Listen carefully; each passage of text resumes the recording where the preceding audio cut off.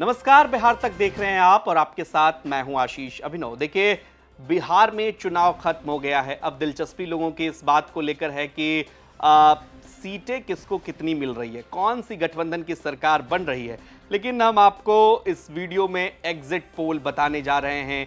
अलग अलग जो विधानसभा क्षेत्र है, सभी विधानसभा क्षेत्र का एग्जिट पोल आप बिहार तक पर देख रहे हैं। और इसी कड़ी में हम बात कर रहे हैं एक बहुत ही महत्वपूर्ण सीट, और जिस सीट की जबरदस्त चर्चा हुई, बिहार ही नहीं बिहार से बाहर भी, क्योंकि सिवान का इलाका, गोपालगंज का इलाका काफ़ी महत्वपूर्ण इलाका है। और आपको बता दें कि रघुनाथपुर सीट जो है सिवान जिले में पड़ती है।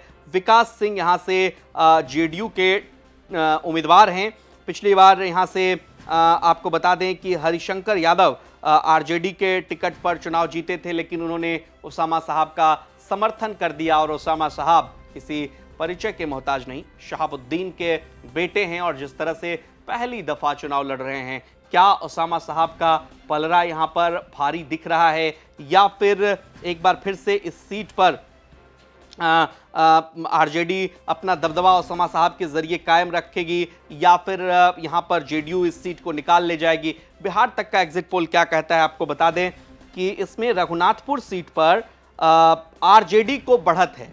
आरजेडी यहां से चुनाव जीत सकती है, यानी कि पहली दफा विधानसभा पहुंचते नजर आ रहे हैं उसामा साहब। उसामा साहब लगातार क्षेत्र में सक्रिय थे। उनकी मां हिना साहब, जो शहाबुद्दीन की पत्नी हैं, वो लगातार क्षेत्र में अपने बेटे के लिए वोट मांगती दिखी और कैंपेन करती दिखी। निर्दलीय चुनाव लड़ा था, लोकसभा का हार गई थी, और तब उनका लिबास भी बदल गया था। लेकिन अब पार्टी ने सब कुछ ठीक कर लिया है और MY समीकरण पर तेजस्वी यादव ने अच्छा खासा ध्यान रखा है। और लिहाजा उसामा साहब को लेकर चर्चा है कि युवा नेता हैं आरजेडी में। जिस तरीके से एक समय में शहाबुद्दीन लालू प्रसाद यादव के लिए उनके राइट हैंड माने जाते थे, क्या उसामा साहब वही राजनीति, मतलब एक तरह से आप कहिए कि वही चीज़ रिपीट करेंगे? लालू प्रसाद यादव के बाद अब तेजस्वी यादव की चूंकि राजनीतिक पारी है, इसमें वो उसी तरीके से साथ देंगे तेजस्वी यादव का, ये भी देखना होगा। लेकिन फायदा उनको यहाँ पर मिल रहा है। और जिस तरीके से उसामा साहब ने एक तरह से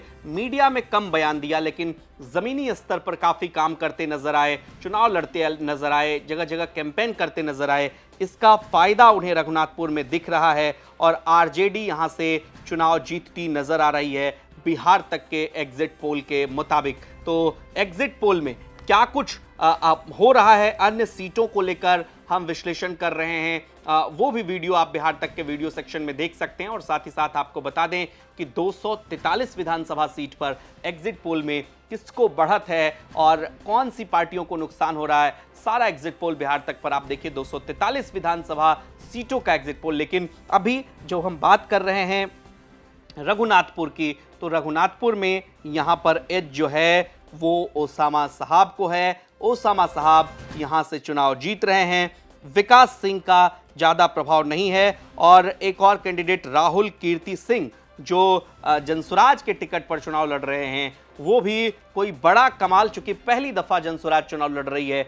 मुद्दे आधारित चुनाव जनसुराज ने लड़े हैं इस बार। हालांकि जब भी ये चर्चा होती है कि बिहार में मुद्दे आधारित चुनाव क्यों नहीं होते, प्रशांत किशोर ने शुरू में बज़ बनाया था, मुद्दे आधारित चुनाव को कराने की कोशिश की थी, लेकिन टिकट बंटने के बाद खुद चूंकि जनसुराज में आपको बता दें कि चुनाव नहीं लड़े प्रशांत किशोर, जिसका एक तरह से उनके मतदाताओं में, और जो नए मतदाता हैं जो बीजेपी, आरजेडी, जेडीयू इन सब से अलग सोचते हैं, प्रशांत किशोर को लेकर के एक उम्मीद दिख रही थी, उसमें थोड़ी सुस्ती पड़ी। और जिसका असर आपको रघुनाथपुर की सीट पर भी देखने को मिल सकता है। और यहां पर वही परंपरागत पार्टियों के बीच फाइट है, जेडीयू और आपको बता दें कि आरजेडी के बीच फाइट। आरजेडी के उसामा साहब को यहां पर एज मिलता हुआ दिख रहा है, वो चुनाव जीतते नजर आ रहे हैं। तमाम खबरों के लिए आप देखते रहिए बिहार तक। नमस्कार।